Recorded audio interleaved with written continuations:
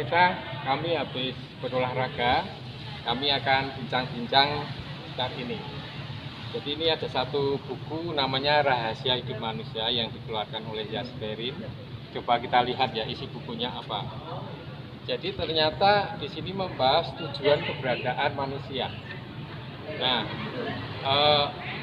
dikatakan harta tak dapat memuaskan manusia, betul nggak? Betul. Betul ya. Kemudian pendidikan yang tinggi pun tidak dapat memuaskan manusia. Pelesiran, bepergian tak dapat memuaskan manusia, betul ya.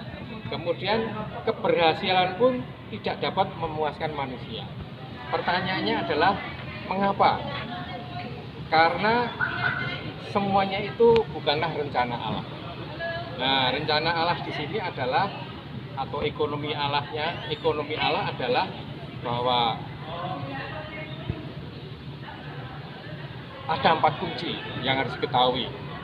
Nah, ini ada kunci pertama, menyingkap tentang penciptaan Allah, menyingkap rahasia keberadaan manusia.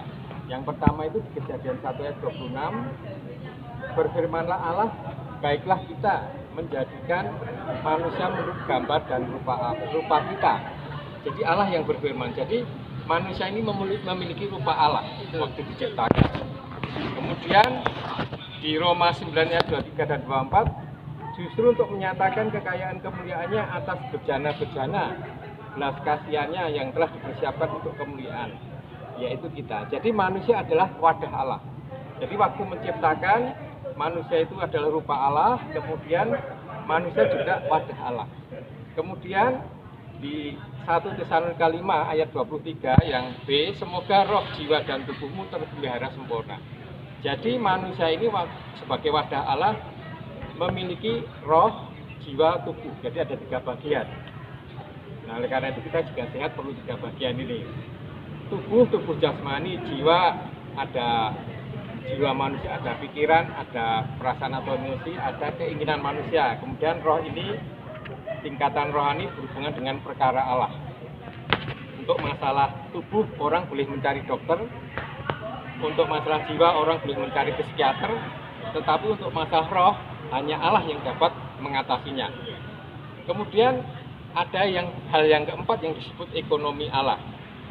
Allah ingin masuk ke dalam roh manusia menjadi isi dan kepuasannya. Jadi harta tidak bisa memuaskan, pendidikan tidak bisa memuaskan, pelesiran tidak bisa memuaskan, apapun tidak bisa memuaskan, hanya Allah yang bisa memuaskan.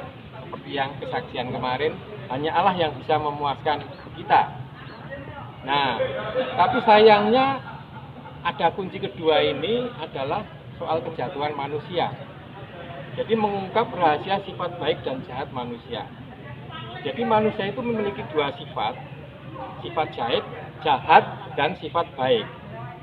Kemudian yang kedua, kejahatan manusia ini berhubungan dengan dosa, yaitu dosa itu berada dalam manusia. Maka manusia tak berdaya melakukan niat baiknya. Manusia ingin berbuat baik, tapi karena ada dosa, tidak bisa melakukan. Nah, ini tak seorang pun mau menjadi orang jahat, orang serakah. Betul nggak? Betul ya. Kemudian di Roma 7:18 dikatakan, sebab aku tahu bahwa di dalam aku, yaitu bahwa di dalam aku sebagai yang bersifat daging, tidak ada sesuatu yang baik.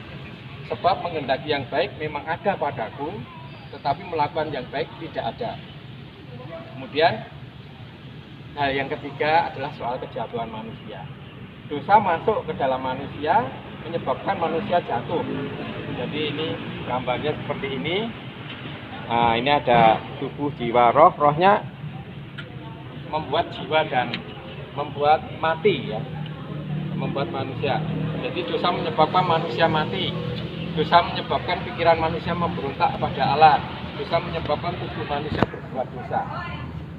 Manusia tidak mampu menyelamatkan dirinya sendiri.